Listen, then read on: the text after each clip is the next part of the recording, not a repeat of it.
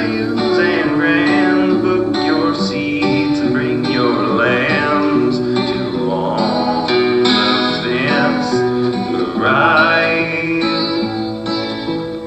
Please take care while boarding. Keep books inside the boat while moving. Hear the rooster crow. Everybody knows on the fence the ride is ready to go.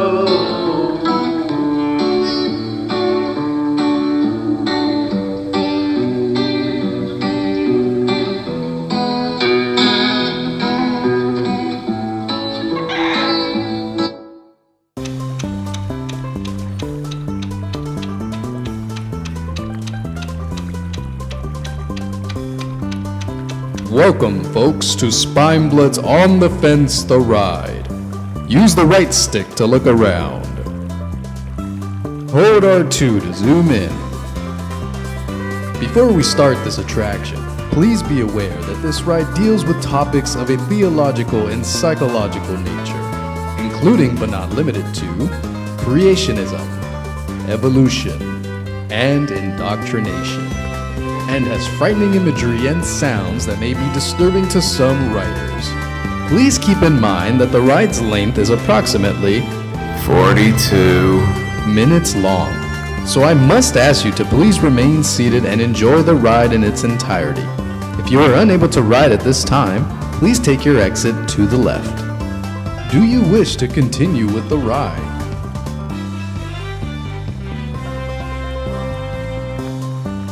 Do you wish to continue with the ride?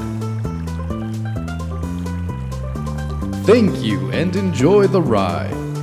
Please keep all hands, feet, and opinions in the boat at all times.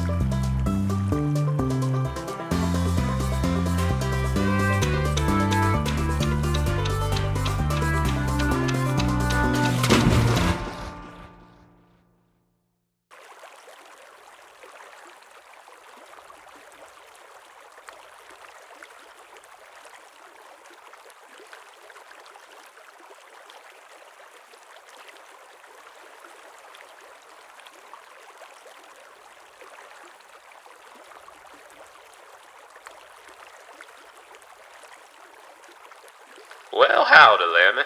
The name's Bill Eugene Ramshackle. Most folk call me Farmer Bill. I'm glad you finally made it. Welcome to your new home at Ramshackle Pastures, the sheep farm that's been in my family for generations.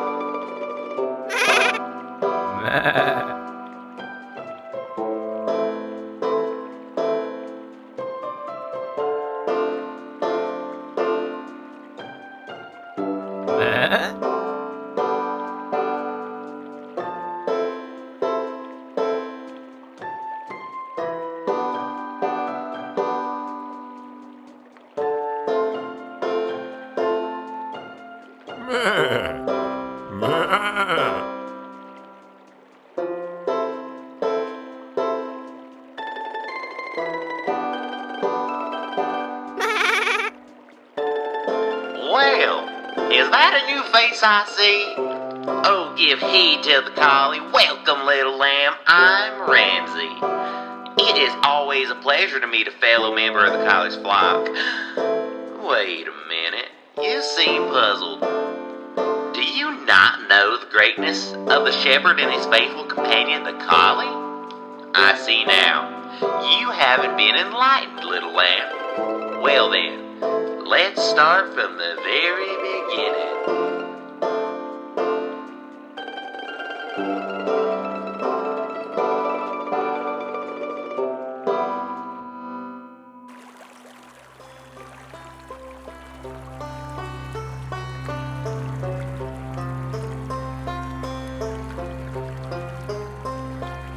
The shepherd is the reason we are all here.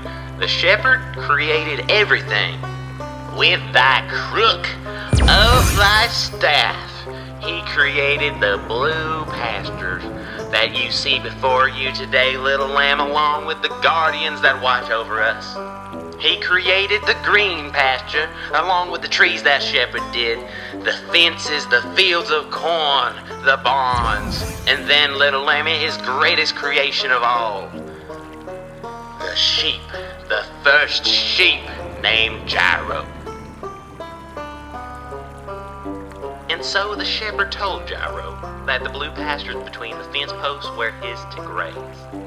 The only stipulation was that Gyro wasn't to graze from the fields of corn outside of the posts, which resided out in the green pastures. If Gyro disobeyed, he would be cast out into the woodlands of the green, where he shall have to fend for himself, without the shepherd's protection.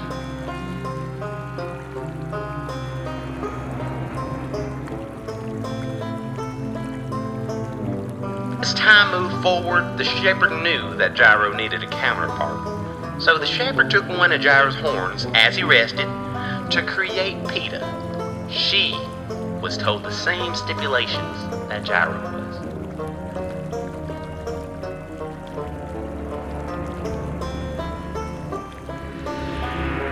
Soon after, Peeta was strolling by the fields of corn and saw a wolf beckoning at her with a cob of corn in its terrible paw outside the fence. The wolf fooled her by saying it was the only natural way of life for a sheep to graze from the corn, that the shepherd was just greedy and wanted all that corn to himself just for him. So she took a big old bite of that corn. Peeta then presented the corn to Gyro and told him what that wolf had said to her. He took a big old bite as well, The shepherd immediately knew that his creations had disobeyed, so he covered them with wool as a reminder of the disobedience that took place that day. And then he cast them out into the woodlands of the green pasture, where those wolves flourish. The shepherd then separated the blue pasture and the green pasture, as they were not allowed back. Out! Get out! Out!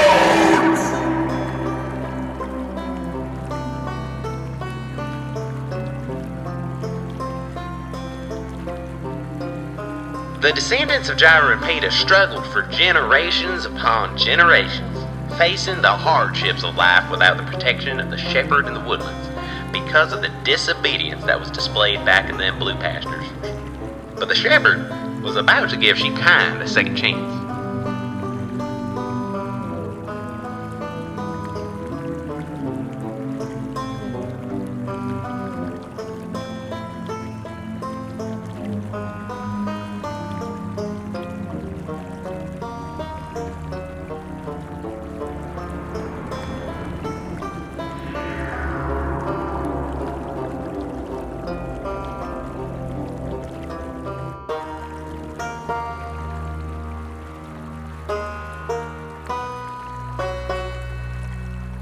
So, the shepherd sent down his loyal companion, the collie, upon the green pastures with a mission. He was to tell the flocks all over the land that the shepherd had sent him down here to offer them a second chance of life in the blue pastures. All they needed to do was follow him by acknowledging that the shepherd sent him down to lead them back home where they belong. When a sheep truly accepts the collie's word, they'll know when the time comes to take their final step of life in the green. Their next step will be on the blue, alongside the shepherd. When the word got around to the leadership about the arrival of the collie, they didn't take too kindly of the flocks following someone other than them.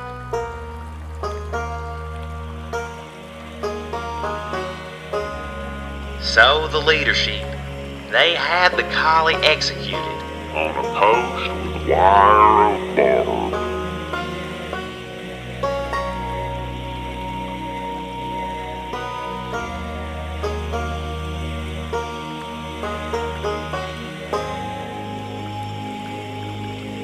So that night, followers of the collie covered his body with a burlap sack.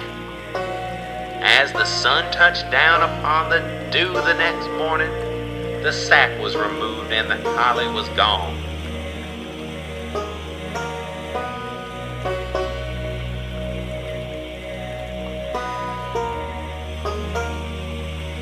Now the shepherd had this all planned from the very beginning. The collie's sacrifice that day was his way of creating a path for sheepkind to get back to the blue pasture after their time on the green had come to an end.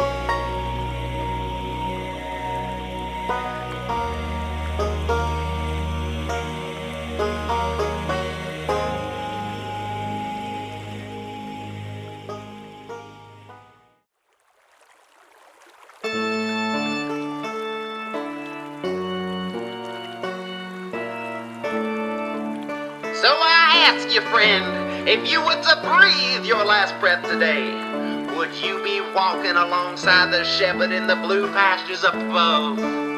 The collie will lead you to the blue when your days on the green are over. Only through the collie, only if you have faith in the collie up above. You must follow him.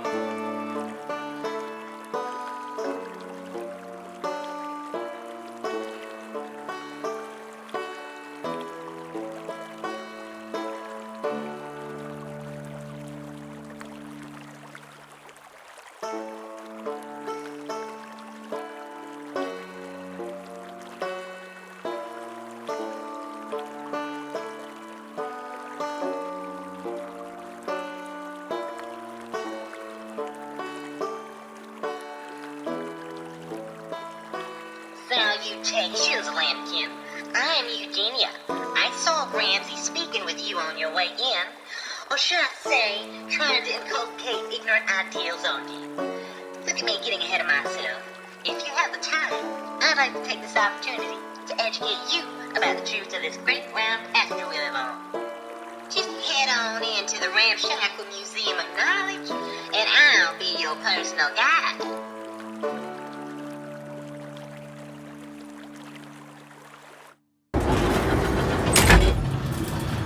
This museum is a place where we focus on facts. Unlike the faith-based collie squad, we actually have evidence that supports our perspective. I'll try to explain this concept to you at a level where you might be able to comprehend.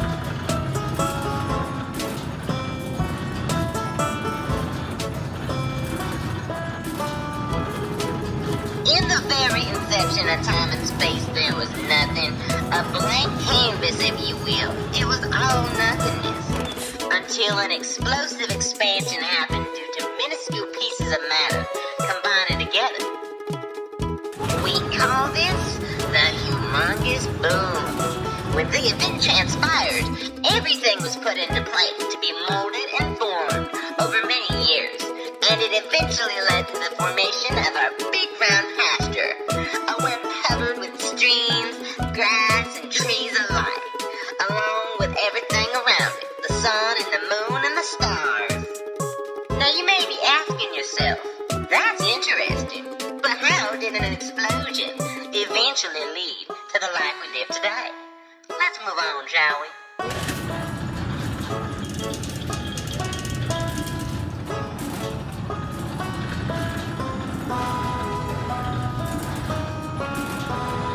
There once was a ram named Charlie, and he was an explorer with a bunch of unanswered questions between his horns that just needed answering. So he set out on a journey outside the fence post to try to find the answers he was searching for, and his discoveries were revolutionary. Charlie eventually discovers a type of bird he's never seen before. It was much larger than other birds and walked the ground instead of riding the wind, but it was in fact a bird. It had feet, feathers, and thin legs. The similarities were indisputable. He thought deeply about his findings and came up with a brilliant theory that this discovery, the chicken, and other birds of flight originate from the same common progenitor. This is called Charlie's branch theory. Let me put it this way, Lambkin. Imagine an acorn that's planted in a pasture. This little represents the start of all life. And when it grows and changes, branches start to grow in different directions. Each branch represents a different chain of life starting to take form, depending on different variables. Branches form on those branches and provide even more branches, while weaker ones die off, ending that life form's journey. It's a continuous cycle, leading to life we know today. Put simply, some branches fall while others flourish. That's where the chicken comes in. It's at the end of the branch, where the other feathered friends we know of. They all originate from the same progenitor. But do sheep have a progenitor? Or any other life forms we might relate to? Why, yes. Yes, we do. Charlie discovered 2 other life forms on other pastures that seem to relate to us. He called them the cow and the goat. They have hooves on the end of their arms and legs, horns on the head, similar body type, shape, and posture. They even graze from the fields. All of this just like us. Even though sheep are on the more intelligent side. Certain sheep, that is. We come from the same progenitor as them. The evidence for this is very clear. All life comes from the same source, not some magical herdsman in the sky.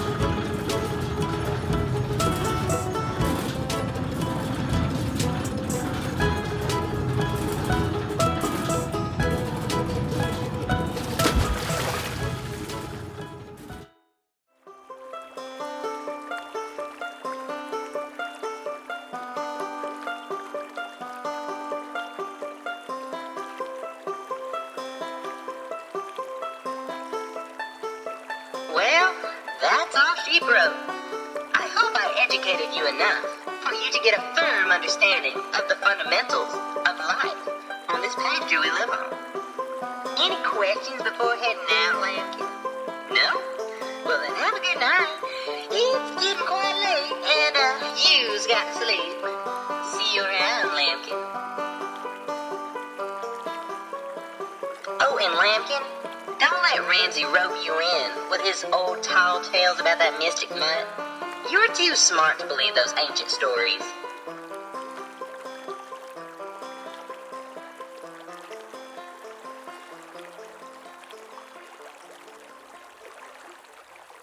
Oh, little lamb. Is Eugenia that wolf in sheep's clothing trying to lead you astray from the truth? That is exactly what the wolf wants. It tricks stray sheep to turn other sheep away from the college path so they can't be led to the blue pastures above. Now, I told you what happens when you follow the collie back to the shepherd. So let me tell you what happens if you don't.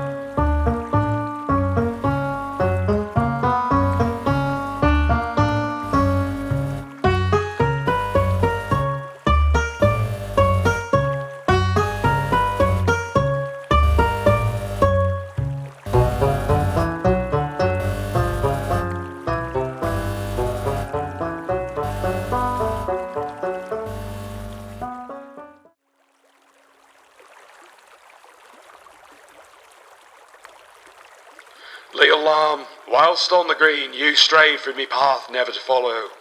Without ye willingness to walk beside me in life, I have no choice. I must forsake ye, without the shepherd's protection, and leave ye with the wolves of the woodlands.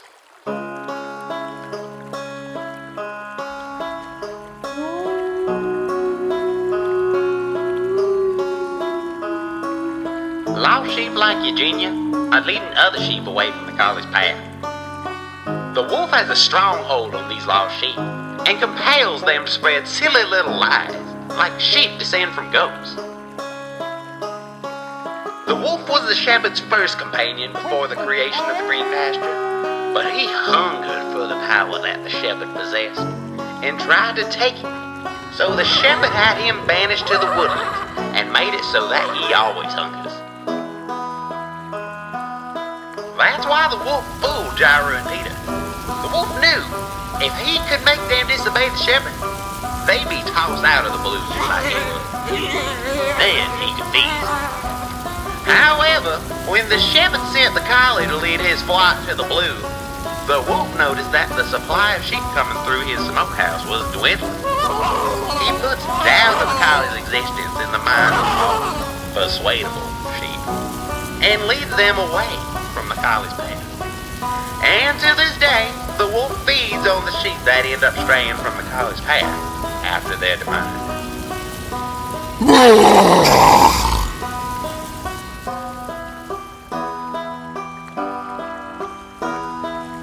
It's not a one-time ordeal. Oh no. This process, it happens over and over again. For all of eternity. Just like the wolf's hunger never ends. And every time a sheep goes through this process, experiencing every step of being cooked and eaten for all of eternity.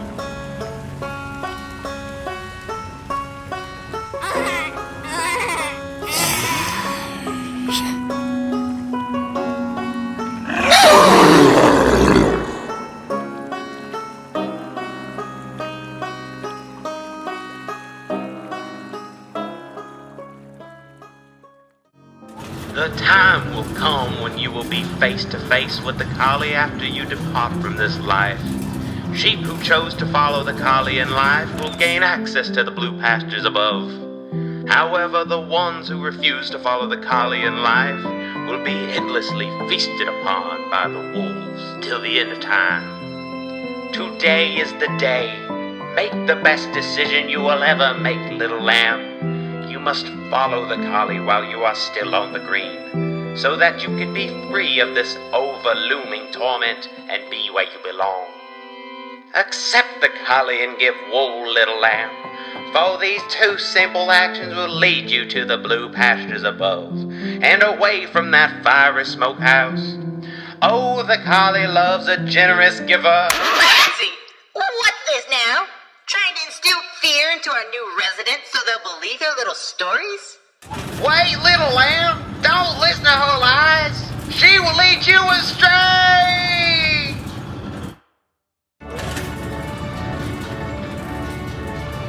I see it two ways. Either Ramsey is a wool-grabbing snake oil salesman offering a miracle cure for eternal life, or he's been spoon-fed these ancient tales since he was a lamb and actually believes them, and thinks he's been chosen by the collie himself to hell. Fellow sheep are using indoctrination and fear tactics to compel them to join the flock. Either way, he is an egotistical manipulator whose methods are a danger to sheep's well-being. Sheep like Ramsey look for sheep who lack emotional stability or sound judgment, as well as the vulnerable young lambs that don't know any better and uses that in his favor. These poor helpless sheep are entranced by the kind demeanor of the collie's flock and the music that fills them with bliss.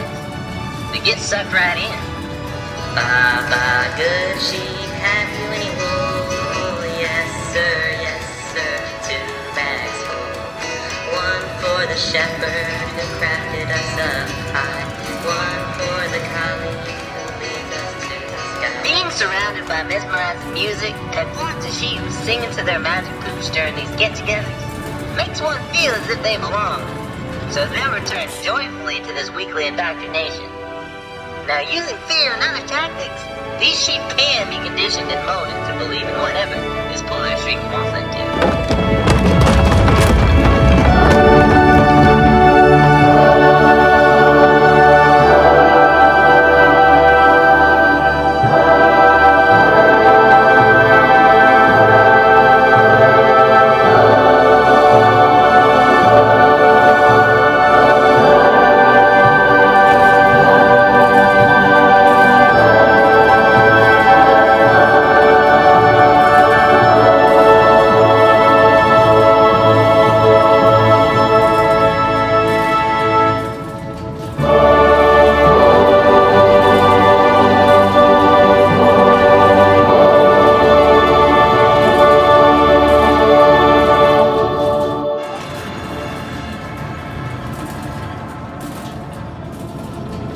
These charismatic puppet masters pick and choose what they want their collection of marionettes to believe. And if they don't share the same beliefs, they just might risk being cooked and devoured in some terrible smokehouse in the wilderness.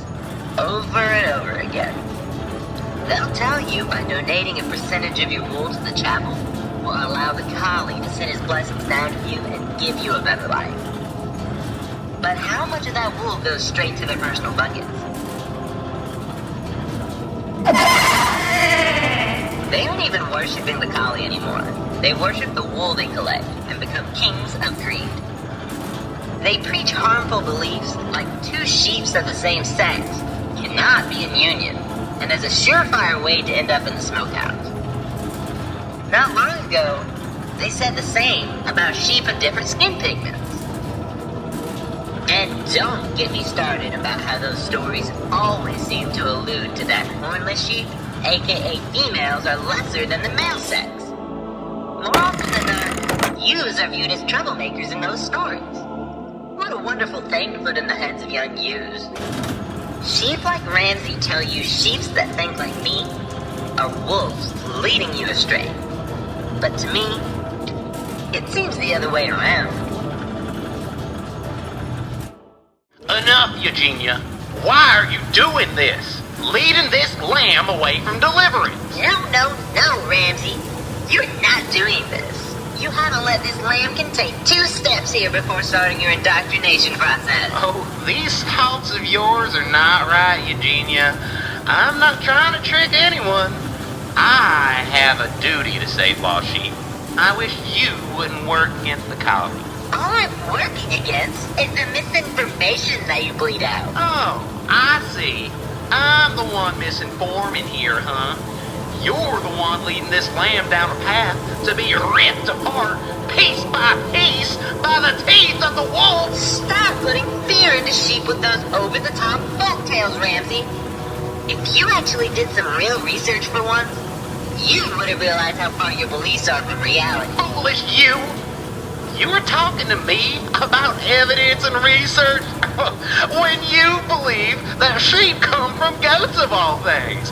Let me tell you right now, I ain't no goat, missy. What? No, that's not what... If you'd actually listen to me, I would present that I believe that goats and sheep come from the same progenitor, and that... You don't get it. We were all created by the shepherd. It's all written in this book right here. Ramsey, if I wanted to read some fictitious literature, that'd be the last book I'd pick up. You should get invested in a real book. Maybe something from the non-fiction section.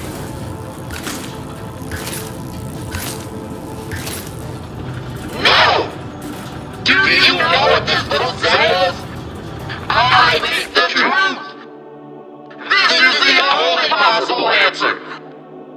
Why in the world do you believe that? Don't you understand how harmful your opinions are? I'm right. You're wrong.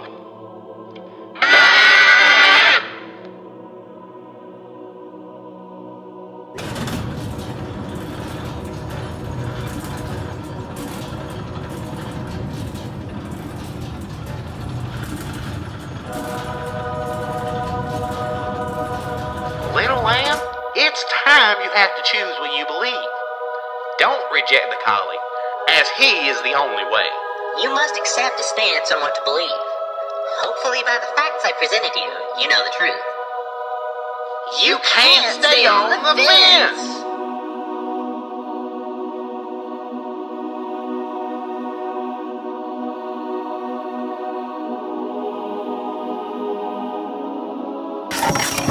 What's this now? You two arguing again? And bringing our new friend in the middle of it. A lot of you come with me. Let's have a little talk.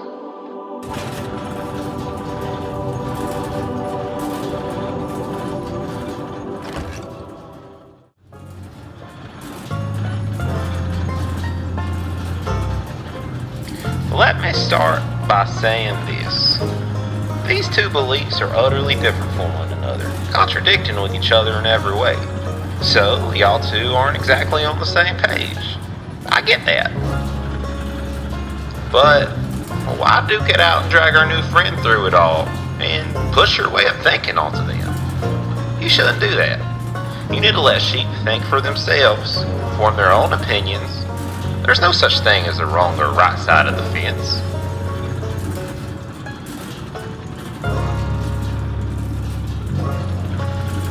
Now, listen here, Ramsey. I know your belief in the collar is a strong one, and you're just sharing what's important to you.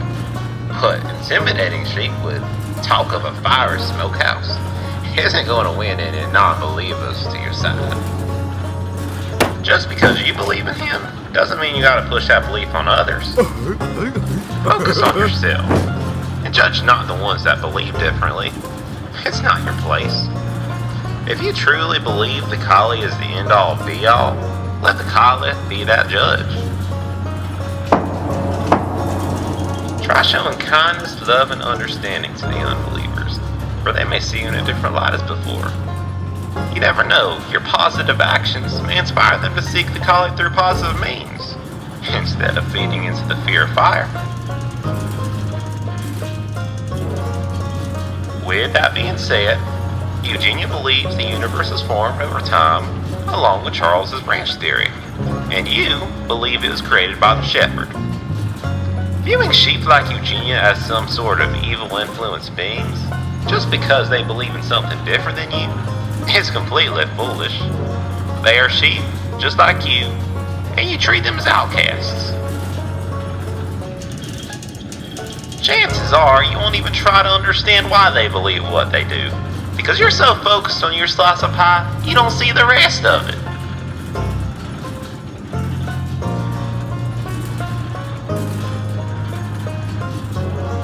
So I ask you, stop vilifying sheep that believe in things you don't agree with.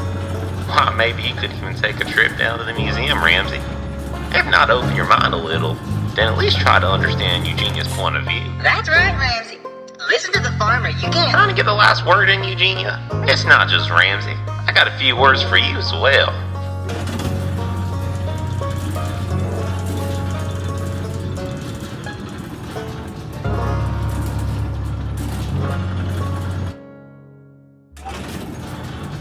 Eugenia, I understand your frustrations with the college flock, but to boldly declare that they are wrong and insulting their intelligence based on what they believed in, to their faces no less, might not be the best way to go about things. Some sheep don't want to hear what you have to say.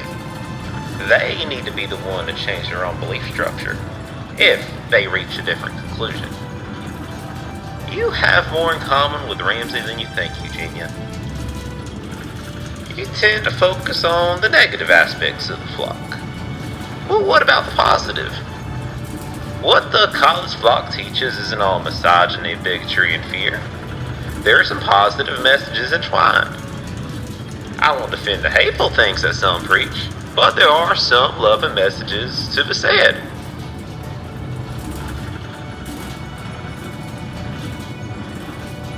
Fellowship is a good example. These sheep are connected within a tight-knit community. They'll give the wool off their backs for one another. I'm not saying everything they say and do are right, but I tell you what, they care for one another, and probably care about you too.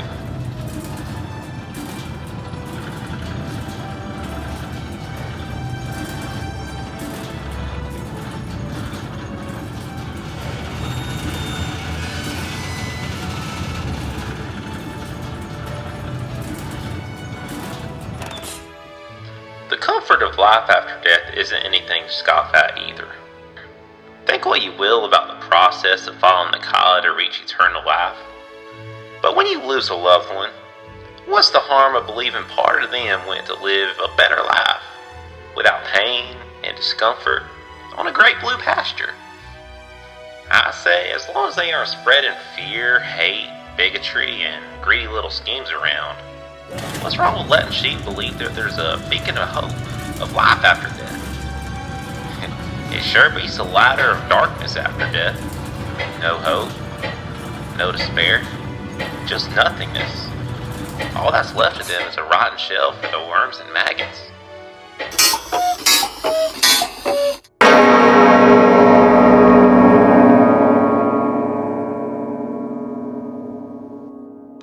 The inevitability of death is something we all have to face in our lifetime. So I say, believe what you must to cope with bodies are fragile things and have an expiration date. With every breath we take, we lose another grain of sand in our apples.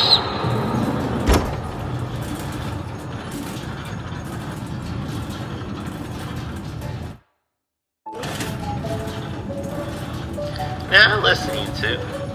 Not all sheep are going to follow in the same direction.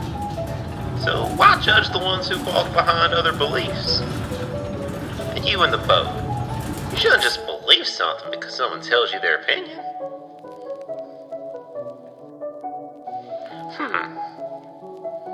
What am I trying to say?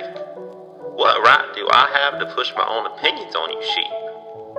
I'm no different than you two varmints. Talking to sheep? Why in the world would I be talking to sheep? What is all this? These sheep? This farm?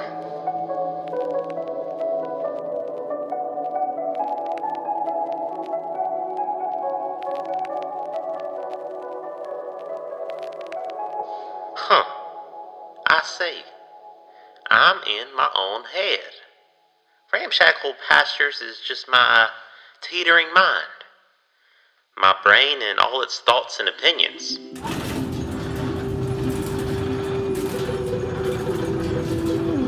Those sheep ain't even real.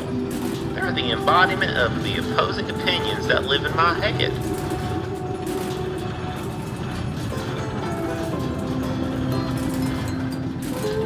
It's never easy with these two always fighting with one another.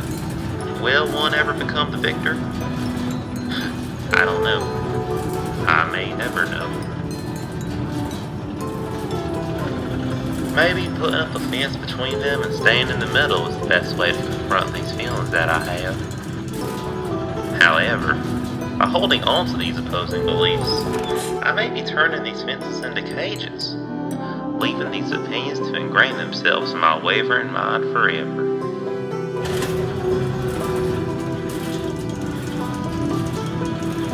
If I were going to pick one of these beliefs, what would it be? What would be the outcome?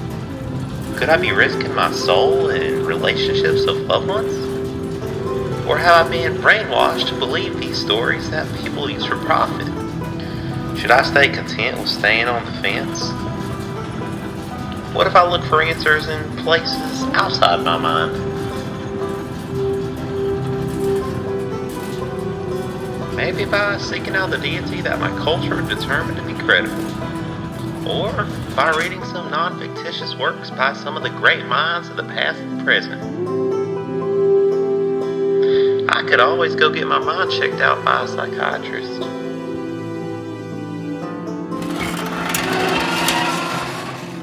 With a head like mine, maybe an extended vacation in a nice padded room without a view would be best.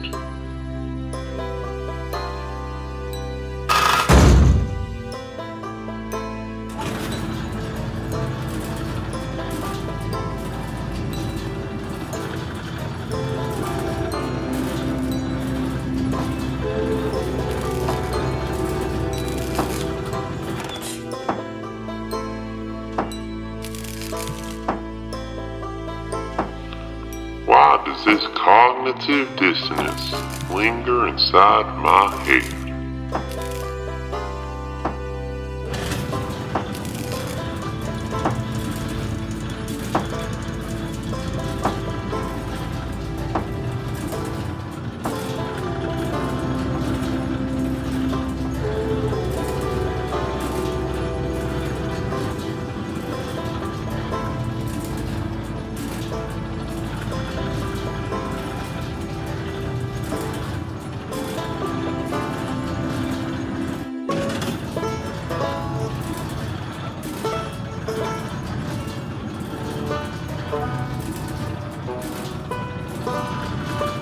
Seems the ride has reached its end, like all things do.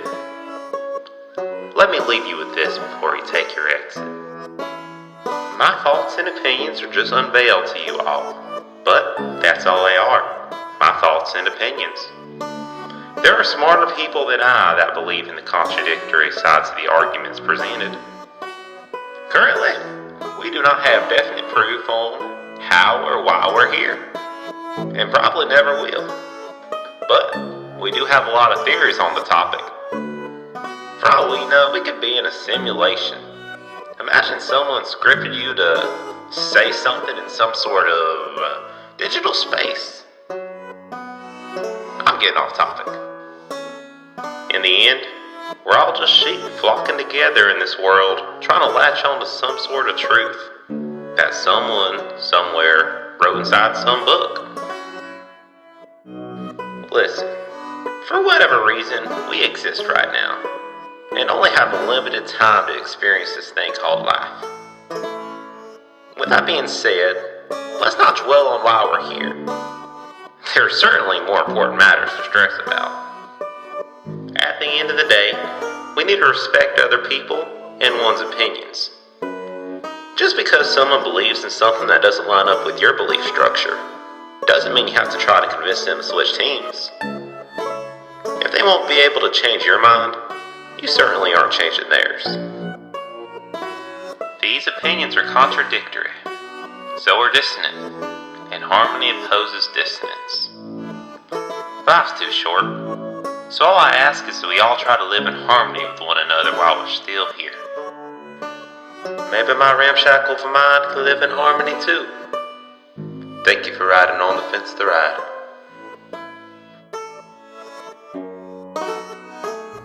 On the fence the ride, what a grand and glorious time. We hope